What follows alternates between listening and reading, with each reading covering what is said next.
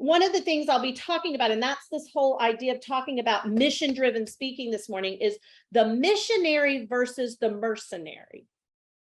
Now, how many of you know what a mercenary is? Right? Just throw it in the chat. Gun for hire, hired for a service, a paid. So yeah. So when you get, there's a couple of Webster definitions, but it is basically you are focused on the money. There is a moment for money. That's what it is. And it can get detailed where it gets into, there's a terminology for soldiers and all of that. But the bottom line is that it is, I am here for the money. Now, what would you say your dingle dongle definition is of mission, right? Missionary versus mercenary. Spreading a message. Yep. Doing it for a cause. Yeah. One of the definitions is a intentional journey that involves carrying forth transformation. And why is this important to what we're talking about this morning and to the levels I'm talking about? Well, you actually can't be because what we talk about is as it relates to business. Does that make sense, everybody? We're not talking about religion, and we're not talking about just wanting to share your message with the world. You came here because you're using speaking in your business, you are growing a business. What most people don't get is there's actually a little mercenary that needs to happen before the missionary. Take that in for a second.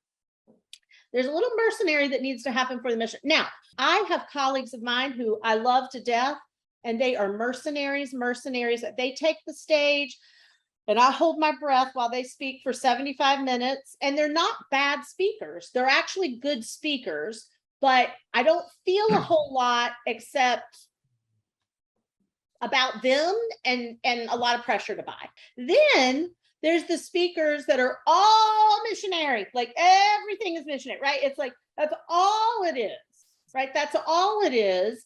And you can't cut through the thickness of the dramatic, transformational googly gawk to actually truly feel anything for yourself in that speech. So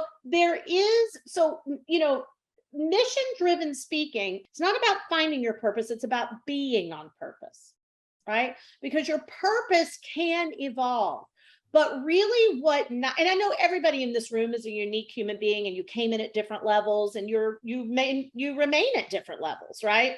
So most of you here have gotten that level one of that, like, oh, I know how to deliver a great talk, right? I know how to tell a story.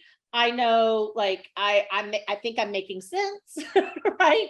I can get my point across, and I can do it really well. And that next level to achieve and grasp, and we're going to start playing with that today. And those of you that were on the Wednesday call know that how many of you were on that last Wednesday call? I know, they call, like they say, velvet hammer. No, it's just a hammer.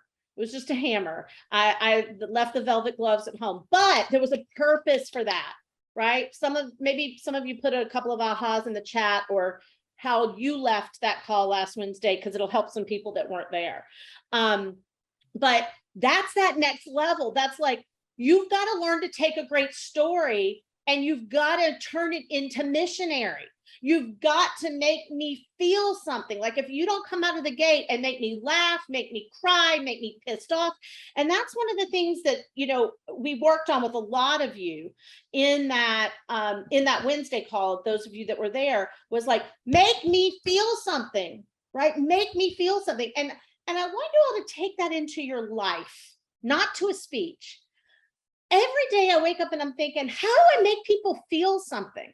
And I have zero expectations of people liking me, not liking me. My agenda is to make people feel something.